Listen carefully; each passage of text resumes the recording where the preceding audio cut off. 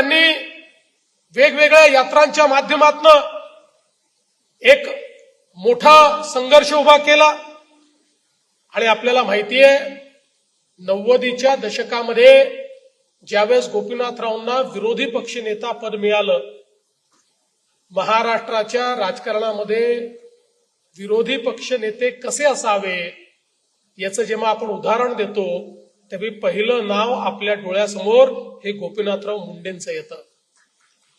आपल्याला माहितीये की आपण इतिहासात ऐकतो की मुघलांना संताजी धनाजी हे पाण्यामध्ये देखील दिसायचे.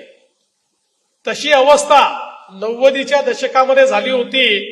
त्यावेळेस मुघल नव्हते, मी विरोधकांना मुघल म्हणत नाही, नाहीतर कोणीतरी म्हणेल विरोधकांना मुघलच म्हटलं, पण तेव्हाच्या सत्ताधाऱ्यांना रात्री झोपेतही गोपीनाथरावजीच दिसायचे आणि उद्या गोपीनाथरावजी काय गौप्यस्फोट करतील याची धडकी ही त्या ठिकाणी सत्तारूढ पक्षाला असायची.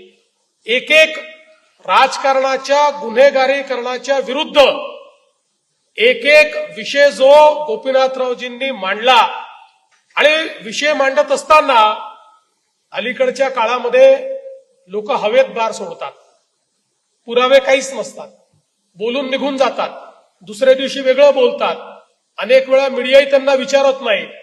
पण गोपीनाथराव मुंडे अशा व्यक्तीचं नाव होतं ज्याने विधानसभेमध्ये उभं राहून आरोप केला तर कधीच आरोप परत घेण्याची वेळ त्यांच्यावर आली नाही. समोरच्याचा राजीनामा घेऊनच ते खाली बसले. अशा प्रकारचं गोपीनाथरावांचं काम होतं.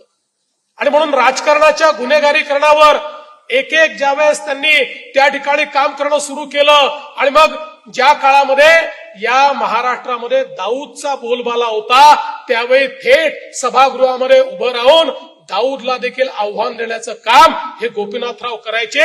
आणि त्या काळच्या सत्ताधाऱ्यांना तुम्ही कसे दाऊद खाली दबलेले आहात हे सांगण्याचं धारिष्ट देखील गोपीनाथराव मुंडेंमध्ये होतं.